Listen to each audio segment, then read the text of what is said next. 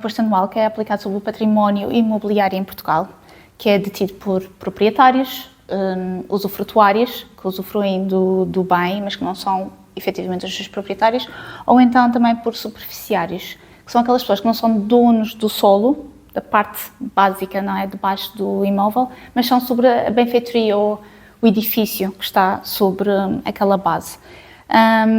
E esse imposto é calculado sobre o valor patrimonial que é calculado pelas finanças e atribuído aos imóveis.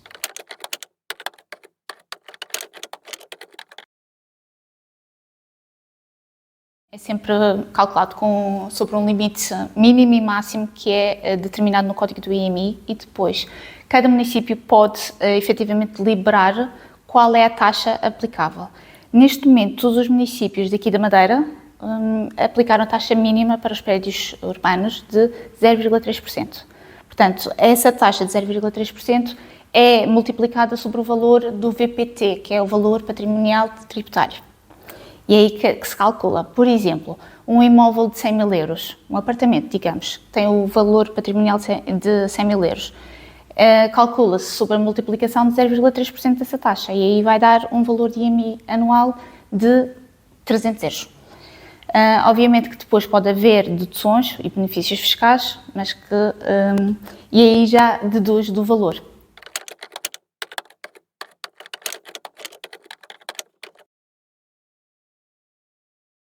Portanto, a taxa pode ser consultada no próprio portal das finanças, as pessoas acedem na sua área reservada ou então mesmo no próprio site público sem aceder à área reservada, tem lá toda a informação disponível e os próprios municípios também fazem os avisos municipais conforme as suas deliberações que são feitas anualmente e depois também nas notas de liquidação que chegam à casa das pessoas no correio, elas são notificadas para a cobrança e lá está a informação.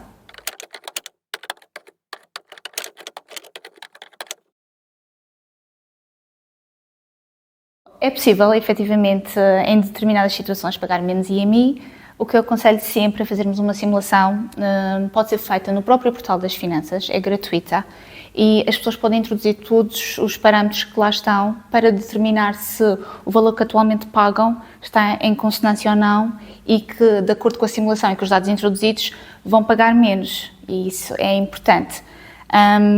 Portanto, feita essa simulação, as pessoas então, se efetivamente der um valor inferior, pedem uma segunda avaliação, uma reavaliação do valor patrimonial.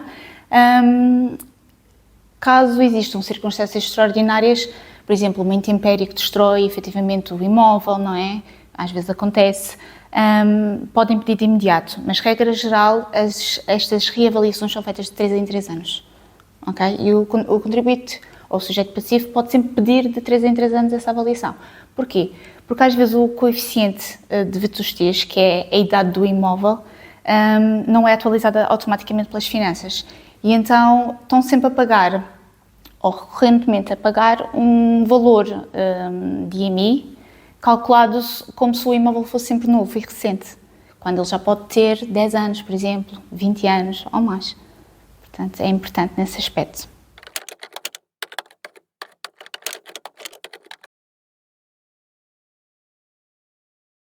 O IMI familiar é uma dedução ou um imposto do IMI que pode ser concedido a agregados familiares que tenham filhos no seu agregado familiar. Por isso é importante também termos sempre o portal das finanças atualizado, normalmente até junho de cada ano, com a informação dos agregados familiares e quem é que pertence àquele agregado, porque isso efetivamente pode dar benefícios às famílias.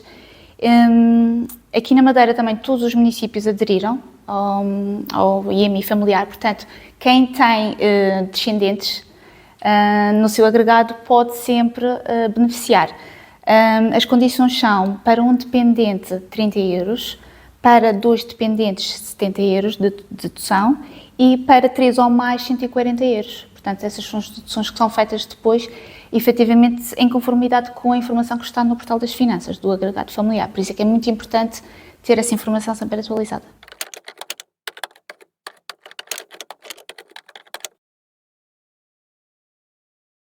Sim, é possível haver outras reduções, entre várias.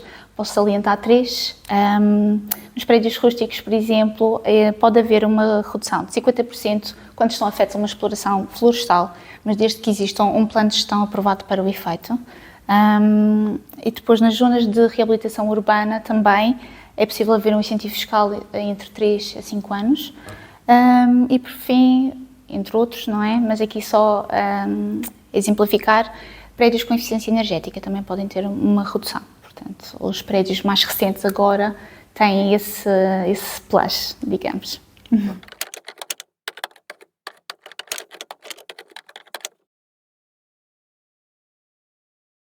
Sim, efetivamente também existem situações de agravamento do IMI, não é só deduções e benefícios, não é? Há situações em que pretende-se dissuadir os proprietários de abandono dos imóveis. Então, uma das situações que há agravamento do IMI é quando um imóvel está em ruínas ou devoluto. Por outro lado, também os imóveis rústicos situados em zonas florestais que estejam ao abandono, obviamente, também sofrem um agravamento de IMI. Porquê? Porque temos aquelas situações bem conhecidas pelo público dos incêndios e é isso que se pretende dissuadir, que é identificar os proprietários desses imóveis e que eles cuidem do seu património para não haver situações como as que nós conhecemos.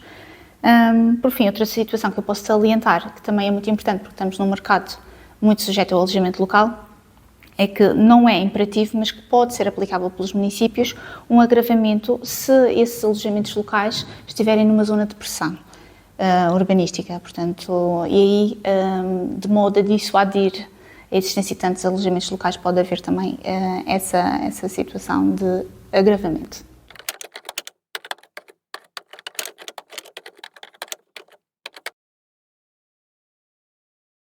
Depende do valor, não é? Que se foi calculado para pagar o IMI. Se o valor da taxa for até 100 euros, é uma única prestação até maio.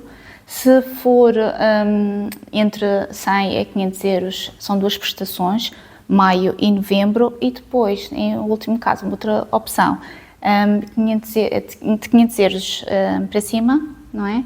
São 3 prestações e as pessoas podem optar por pagarem 3 prestações, maio, agosto e novembro. É sempre bom salientar também que há a opção de todos os sujeitos passivos fazerem o pagamento de uma vez só, querendo, não é?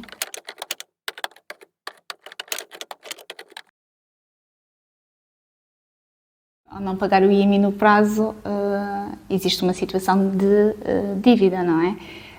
O que é que as finanças fazem automaticamente? É enviar uma notificação ao sujeito passivo, concedendo um novo prazo, mas essa notificação já tem custos administrativos imputados na conta, além da taxa devida, não é? Do imposto, e também tem juros de mora. E é concedido um prazo de 30 dias para o sujeito passivo liquidar essa dívida, sob pena de, não pagando, prosseguir para a execução fiscal, que é isso que acontece.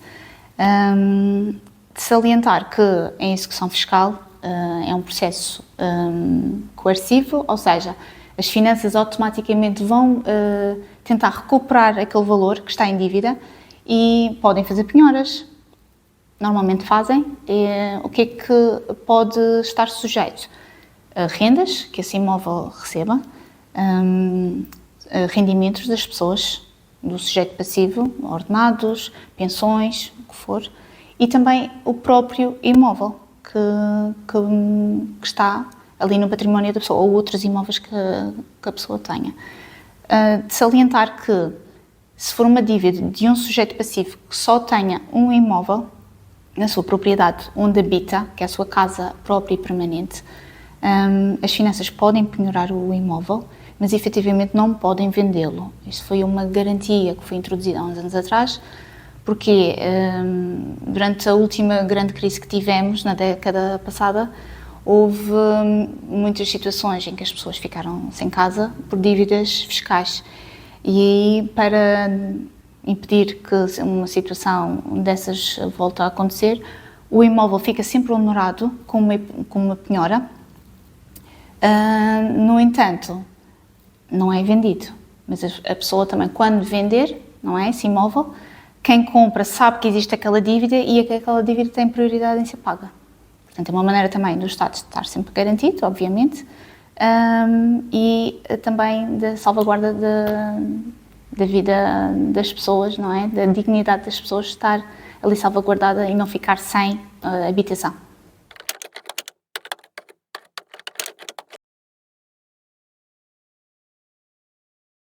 Há duas isenções que podemos classificar numa isenção permanente e numa isenção temporária. A isenção permanente é automaticamente atribuída pelas finanças. Portanto, os sujeitos passivos não têm que fazer nada, não têm que ir às finanças, não têm que fazer requerimentos, que é uma vantagem. Então, para agregados familiares que tenham até 16.398,17 € de rendimento anual, e a totalidade do seu património seja de 71.296,40 €, estão isentas permanentemente do IMI e não têm que fazer nada sobre isso. As finanças atribuem automaticamente. Por outro lado, existem isenções temporárias. A isenção temporária normalmente é atribuída de 3 anos para novas aquisições, não é? Para quem compra um imóvel até 125.000 €, que seja avaliado, não é o valor da compra do imóvel, que nós pagamos pelo imóvel, é pelo valor do valor patrimonial tributário que está fixado na caderneta. Portanto, a caderneta é muito importante para isso e quando se compra um imóvel também, e é obrigatório, obviamente. Então, os imóveis que estão avaliados até 125.000 € para a habitação própria e permanente, obviamente, isto é sempre para a habitação própria e permanente, e o rendimento do agregado familiar seja até 153.300 €, tem uma isenção de 3 anos do pagamento do IMI. Outra vantagem que também se pode aplicar aqui para os leitores do Funchal, do município do Funchal, com residência cá, é que o município do Funchal aprovou um benefício extraordinário, agora em novembro de 2024, que é aplicável agora em 2025, com uma concessão adicional de 2 anos. Portanto, quem está a beneficiar de um benefício ou de uma isenção por 3 anos pode aditar mais 2 e então fica com uma isenção de IMI durante 5 anos, desde que cumpra estes critérios, obviamente.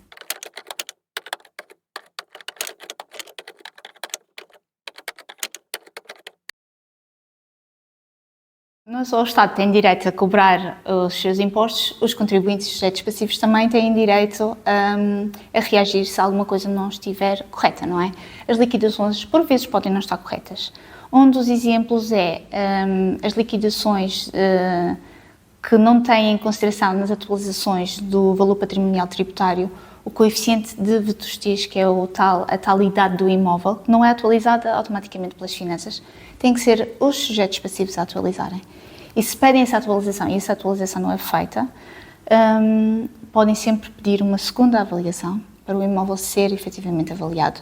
E isso é sempre o primeiro passo, é obrigatório para depois podermos reagir de todas as outras formas, quer em processo administrativo dentro das finanças, quer em processo judicial. É fundamental. Portanto, formas de reagir que existem. É tal pedido de segunda avaliação, obviamente, a reclamação graciosa, que é feita junto do Serviço de Finanças.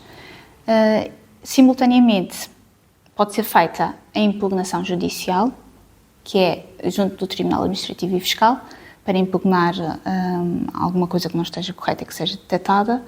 Por fim, se houver penhoras e as penhoras sejam ilegais, porque por variedíssimas razões, mas podem, por exemplo, incidir sobre o valor do rendimento da pessoa superior ao ordenado mínimo, ou seja, imaginemos que uma pessoa recebe um ordenado mínimo, a penhora não pode incidir sobre esse rendimento, porque é o ordenado mínimo para uma pessoa viver condignamente em Portugal.